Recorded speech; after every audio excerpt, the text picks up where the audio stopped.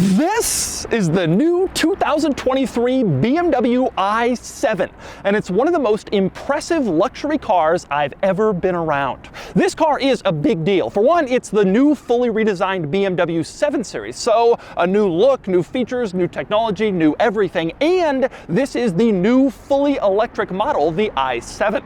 Today, I'm going to review this car and show you all of its many quirks and features.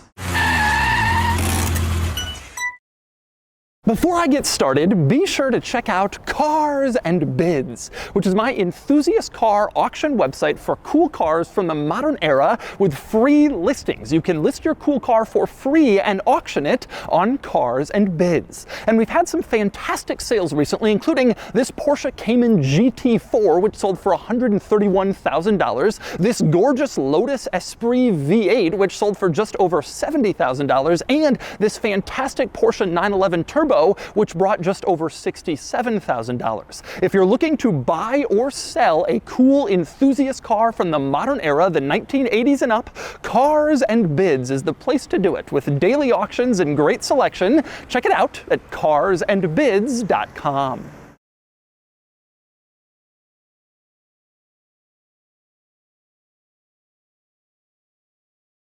All right, time for the quirks and features of the new BMW 7 Series, the electric one, the i7. There are a lot of quirks and features to cover, but let's start with one of the coolest, and that would be the doors. Now, you walk up to the doors and you see there's a little panel on the side where you can insert your hand and then just open it normally, which you can do if you're a loser. I say that because you also have another cooler way to open the door, and that is a little button directly to the left of the door opening panel. You push it and the door pops open for a second, and then it opens automatically from there. Take another look at that. I press the little button, the door pops open for a second, and then it waits and opens fully automatically so I can climb inside. And of course, once you're inside, you can also close the door automatically, which I will show you in a second. But if you've watched my videos, you're realizing that power opening doors are starting to become fairly common on new luxury cars. Not all that special. However, these power opening doors are more exciting than any others. And the reason for that is that these doors are smarter than any others. Okay, check this out. I press the button to open the door, it pops open, I move out of the way, and then it opens up all the way so I can climb inside. Pretty standard, but if I press the button to open the door and then stand next to the door, watch this, it will only open as far as I am. It won't open all the way because it knows that I'm there. If you look on the side of this car, you will see a series of little sensors on the rocker panel, sort of like parking sensors, but on the side. And you have that over on the passenger side as well. You also have another sensor in the door handle where you press the button to open the door. And all of those are looking at the side of the car to make sure the door doesn't open up and hit something. And so the door only opens as far as it can open before it might hit something, and the sensors will let it know when it has to stop, which is pretty cool.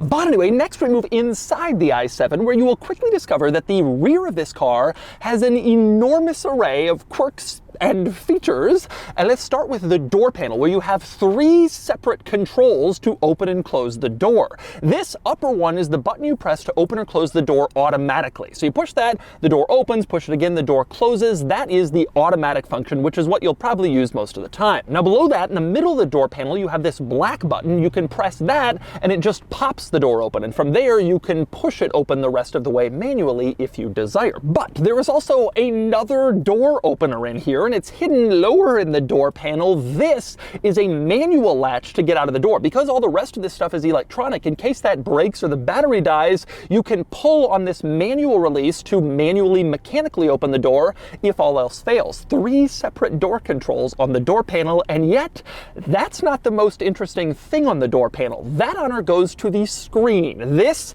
tablet screen is included on the door panel on both sides in the back of this car. Now, previously previous BMW 7 Series models had a screen tablet that came down from the center console armrest, and you could take it out and play with it in the back. Now they've dropped all that. Rear passengers have their own tablet integrated into their door panel, and it's a touchscreen, and you can do a lot of stuff with it. The obvious one is, of course, climate control. You go into the climate settings, and you can change the fan speed, change the temperature, turn on your heated and cooled seats, all of your rear seat climate functions. But there's a lot more integrated into this screen. You can change the music for the entire car. After all, sitting back here, you're being chauffeured. You control the music. You can answer telephone calls, as you can see. You can also control seat positioning back here. You can move the seats forward or backward to make them as comfortable as possible. You can turn on heated or cooled rear seats, which is a pretty nice touch for rear seats. And you can even turn on massaging rear seats, which is an extra special luxury touch that not too many cars have,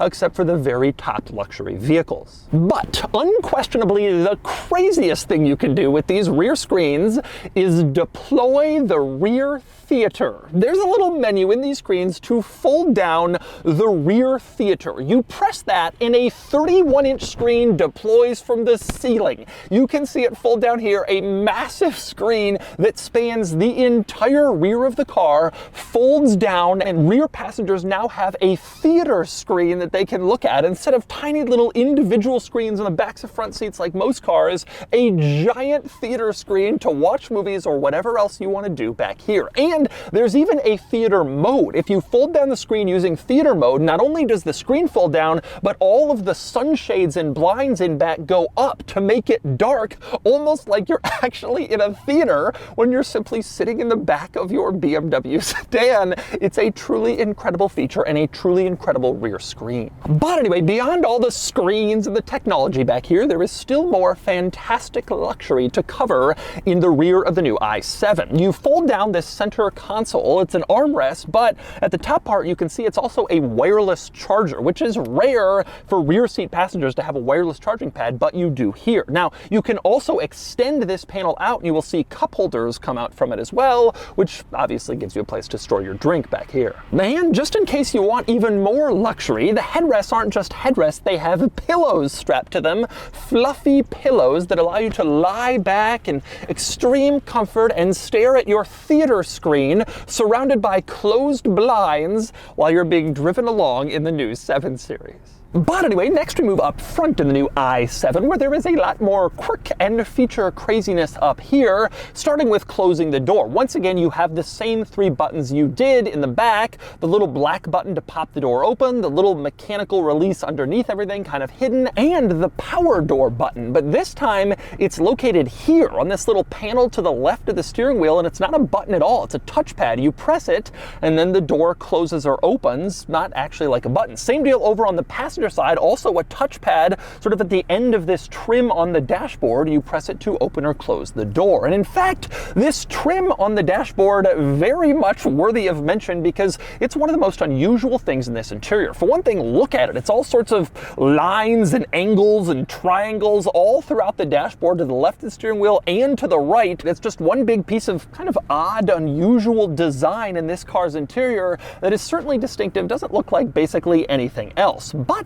there's a lot more quirkiness to this panel. For one thing, it hides the climate control vents. They're located, well, here. You can't even see them. They're underneath the panel. This tiny little opening is all you have for climate control vents in this car. They're totally hidden, so there's no big vents staring you in the face in this dashboard like there is in basically every other car. Interestingly, to move around these climate vents, you have this odd little control located here in the center for the 2 center vents. You move it up and down and left and right, and it does what it's supposed to, but it's kind of a strange control, and you can't actually see the vents working, although they do move when you move that control. It's all very hidden. The other interesting climate vent control is this one here. This little screen slider lets you choose how much air is coming out of the climate vent. So instead of a little dial in your car to block off the vent or to open it up, here it's this screen slider, and they have one for each vent, all 4 screen sliders to open or close the climate vents. That's kind of interesting. Also interesting in this vicinity and on this jagged edge panel,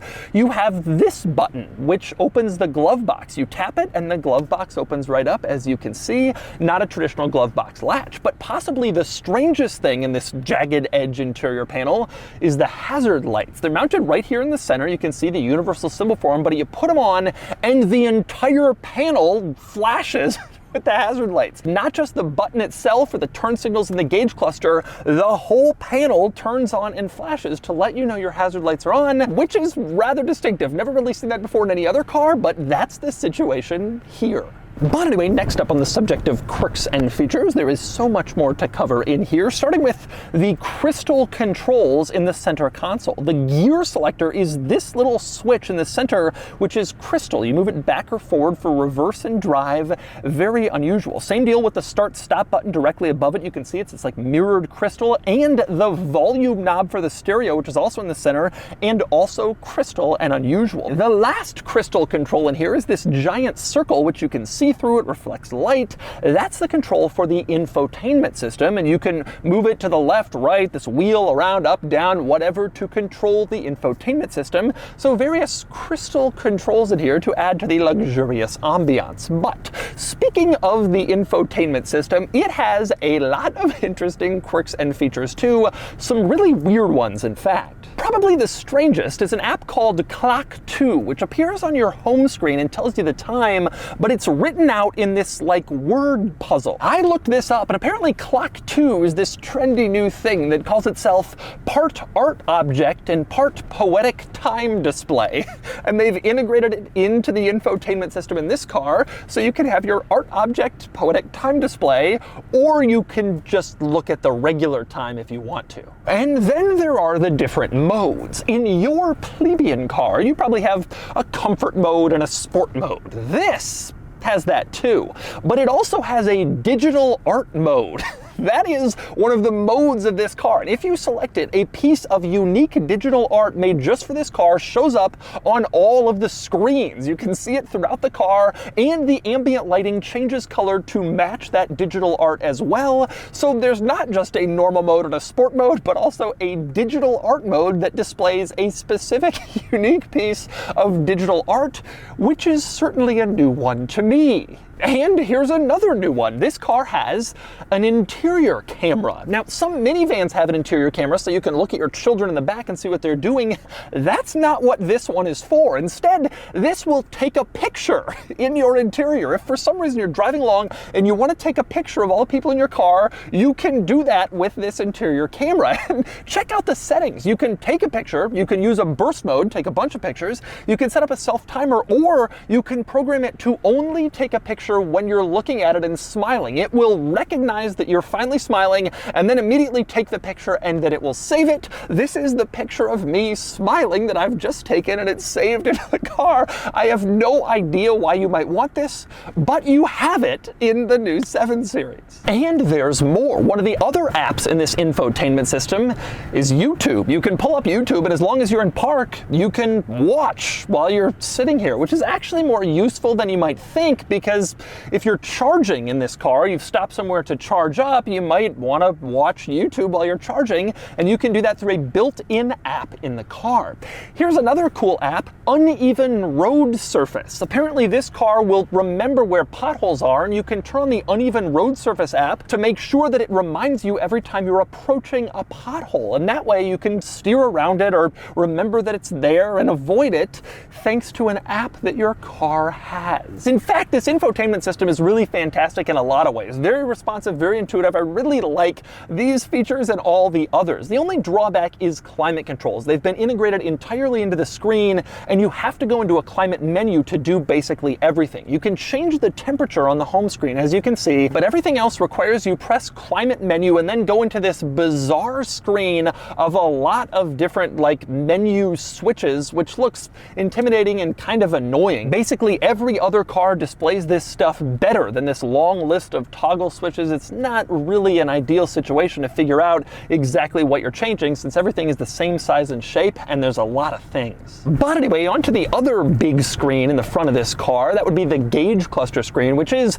impressively configurable, far more than in BMW models before. You can adjust the gauge cluster screen to show all sorts of different items, a map, you can see your range, various different pieces of information, driver assistance systems, or you can set it to the augmented reality display, which basically just looks like a camera is showing you what's in front of you, which seems kind of redundant, but it's useful when you're using the navigation system. Check this out. The navigation system is actually showing you on the screen where you need to be turning, and that way you'll never miss a turn because it's showing you in real time right in front of you where your turn is and where you're going, which could be surprisingly useful. A lot easier than just following along on a map. You can also use the gauge cluster display screen to cycle through various different options for your heads-up display, which is projected onto the windshield in front of you, and it shows a large variety of different configurations and screens that you can choose from. My very favorite is the Sport Mode screen, which has, well, this is what it shows, and BMW says it's supposed to look like a fighter jet, and while you're driving you can see it changes as you drive sportier, and I guess it's supposed to be a G-meter slash fighter jet looking thing in one, which is unusual. You don't usually have that level of configurability with your heads-up display, but you do here. And there's still more to cover in here. Another interesting quirk is the lock-unlock buttons, which are not buttons, but rather capacitive touch pads on this crystal-looking jagged edge panel mounted on the door. You just tap for lock and unlock, and it locks and unlocks, which is kind of cool. You can see you also have your memory settings over here too. Again, not a button, just capacitive touch. You also have your seat controls over here, another crystal controller, which looks very cool, far better than the standard boring seat control. And also on the door panel, you have the speaker cover, which is very eye-catching, kind of a cool futuristic design that helps draw your attention to it, serving more than just function, but also kind of creates cool ambiance in this interior. And one other interesting control up here is a paddle on the steering wheel, which doesn't seem to make sense at first because this car doesn't have a transmission with gears, but it's a boost paddle. If you pull the boost paddle, you get 10 seconds of boost where you have extra acceleration. Obviously this will probably deplete range quicker, but it gives you like an extra punch of speed in case you need to merge or pass somebody. You have your boost paddle. Now, also worth pointing out, you have your controls for the driver assist technology in this car on the steering wheel. Over on the left side, it looks like cruise control, but it's the driver assist tech, and it's excellent in this car. In the new 7 Series, you can be fully hands-off on the freeway at speeds of up to 85 miles an hour. As long as you're looking ahead, the car is monitoring you to make sure that you're monitoring the road, and then it does basically everything else. Steers, accelerates, brakes, it'll even lane change if you tap the turn signal. It'll do all of that stuff. You don't have to work the pedals or the steering wheel, just as long as you're looking ahead. A pretty impressive feature and a pretty good driver assist system that works fantastically well and now works up to highway speeds, which wasn't true on other BMWs in the past. And one other very cool quirk or feature of this car is the app that you can use to remotely control various aspects of this car. The app is here, and you can see you can lock or unlock the doors, you can flash the lights, you can turn on the air conditioner, you can even honk the horn all through the app. You don't have to be near the car. You can do this remotely from your phone no matter where the car is. That's all pretty cool, and it also shows you like the driving range that you have left, how many miles till empty, and you can pull up a map to show you exactly where your car is located. All this stuff is pretty cool, but somewhat commonplace with these car apps. The coolest part about this one is that you can use the app to take pictures. So that interior camera that I showed you before, that you can pull up in your screen and take a picture of your passengers, you can do that from the app. So if, for example, someone is breaking into your car, you can program it so the app starts taking pictures or even recording video of the people inside your car. You can do the same thing with the exterior cameras as well. So if you want to, you lend your friend this car for a day, you can take pictures of them while they're driving on the app and then send it to them if you really want to creep them out. It's a possibility with this app. And by the way, it's also worth pointing out this app also functions as a key. So you get keys when you buy this car, but you don't really need to use them as long as you have your phone and the app with you. The car will sense that and lock and unlock with the app. And next up we move on to exterior storage in this car, which is about as you'd expect. The trunk and back is quite large, as you can see. Large trunk for a large sedan, no surprise, a lot of room to put stuff back there. The front, however, is not a cargo area at all. In fact, you open up the hood and you have this giant plastic panel, the biggest I've ever seen. You remove that in 2 seconds, you just pull it off and you can see it's all mechanical components underneath. That's not really a surprise. The biggest competitor to this car, the Mercedes-Benz EQS, also does not have storage up front, and I'm hearing from automakers that people just generally don't use the front trunks that some electric vehicles have. So no front storage here, but traditionally large storage in the trunk and elsewhere in the interior. But anyway, since I'm up here, let's talk powertrain. Right now, there is only one version of the i7 available. It's called the xDrive 60 model, and it comes with full electric power, like I said, about 535 horsepower and 0 to 60 in 4.5 seconds. Now this car comes standard with all-wheel drive, hence the name xDrive 60, and it starts around $120,000 base price, and then options bring it up from there. The full electric range is around 300 miles according to BMW, and BMW also says that if you find a fast charger capable of charging it as fast as possible, it can add up to 80 miles of range in just 10 minutes, which is a pretty quick charge time for an electric car. Now, it is worth pointing out that the new redesigned BMW 7 Series does still offer a gas-powered version. This is the electric version of the new 7 Series, the i7, but there's also gas-powered models. The base version is the 740i, which comes with a turbo V6, about 375 horsepower, or you can upgrade to the 760i, which is a turbo V8 that has the same 535 horsepower as the i7, but obviously gas instead of electric. So you still can get gas power. As for the styling of this car, it's a little questionable, and it's been a little controversial, just like a lot of modern BMW models have. The giant grille and rather large upright front end is the biggest complaint most people have. Frankly, I think all of that is neutralized in a dark colored car like this. Dark grille, dark color, you don't really see it, and it looks pretty good. But I understand the complaints with the lighter colored cars, certainly a little distinctive in terms of exterior styling. With that said,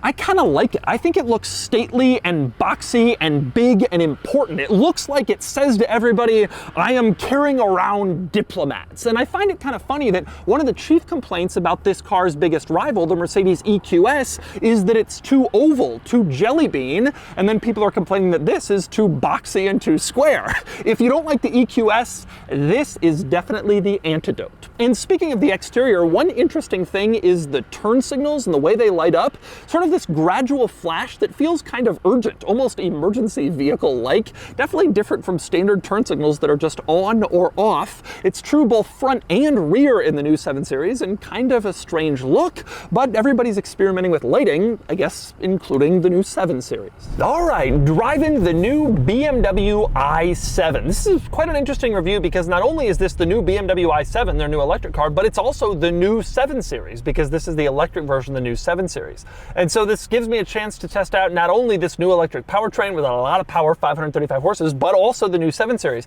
And I have to say, the first thing that's impressive about this car is the sheer amount of technology. It's stuff, I can't even show you all of it because there is so much to cover. For example, you can just talk to it. Hey BMW, will you lower the temperature?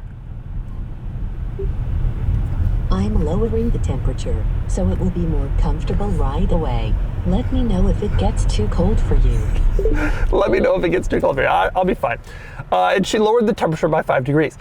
This car is full of stuff like that. You can also say, hey BMW, open or close the doors, and it will do that. And there's all sorts of other tech. You can set it to learn how to park in your parking garage. Like if you have a parking garage at work, it can learn like the maneuvers that you do to get into your parking spot, and then you just press a button when you get near your spot and it will do them all. I mean, it's endless. The screen that folds down, this car is just loaded with tech. And I've been in a lot of new cars lately, and they've been very high-tech, increasingly so, but this is on the next level. The Mercedes-Benz EQS is an amazing car with amazing tech, but this dwarfs that. It just has a totally different level of crazy in terms of what it can do and what it's capable of. But I already showed you a lot of the tech. Now let's talk about the driving experience. For one thing, performance.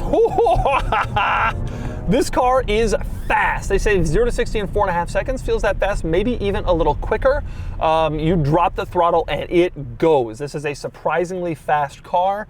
And it's no Tesla Model S Plaid, it's no Porsche Taycan Turbo S, but it's also not intended to be. That's not really the segment this is playing in. This is a full-size luxury sedan first and a performance car second or third or fourth, and it's great at being a fast accelerating car in addition to being a full-size luxury sedan. Now, one thing I do want to mention is like driving experience, steering and handling.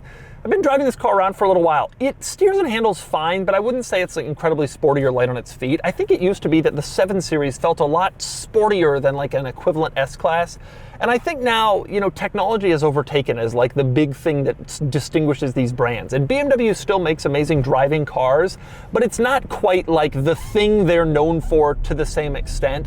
And I don't feel this drives dramatically different from an EQS. I think now we're looking at, wow, the tech is great, or wow, it looks cool, or wow, the range, the charge time, that sort of thing. And the driving experience isn't quite as much of a distinguishing factor. It does drive well, but the really impressive thing is like the tech and the feel of this car. And on that subject, the ride quality is absolutely outstanding in this car. It's really, really exceptional. Now, I think it's as good as the EQS, so it's not like it's amazingly better than anything else, but EQS, I feel, is one of the best riding cars that I've ever driven. And this is like that. Incredibly soft, incredibly comfortable, just feels like a modern day luxury sedan should. And because it's electric, there's no sound from a powertrain, and they've done a good job of drowning out all the other sounds around you as well. So you really feel like you're sitting inside like a just total quiet chamber in here, and it's like really nice. It's very nice and very luxurious. And that's really the great story about this car, I think, and that's, I think, the takeaway here is this car is just so luxurious. Mercedes-Benz comes out with the EQS and kind of hits first in this full-size luxury sedan going electric world, and BMW bounces right back with the i7, and I feel that this car is every bit as good as that, if not better. It's fast, it has unbelievable tech, unbelievable luxury in here, and it's just so quiet and calm and comfortable. And so that's the new BMW i7. This car is amazingly luxurious with some truly impressive amenities, some great tech, some really incredible features, and it clearly previews the future of the BMW 7 Series and probably BMW in general. Anyway, now it's time to give the new i7 a DOUGSCORE. And the DOUGSCORE is here, 68 out of 100, which is an impressive showing. The i7 beats out the Mercedes-Benz EQS, which is its closest rival, and it even beats out the new Mercedes S-Class, which has long been a gold standard luxury sedan. Truthfully, the i7 is amazing with a fantastic, pillowy soft ride, great technology, and I think decent looks. And if you want a luxury sedan that will deliver just about everything you could want from a luxury sedan, plus an electric powertrain, this is the one.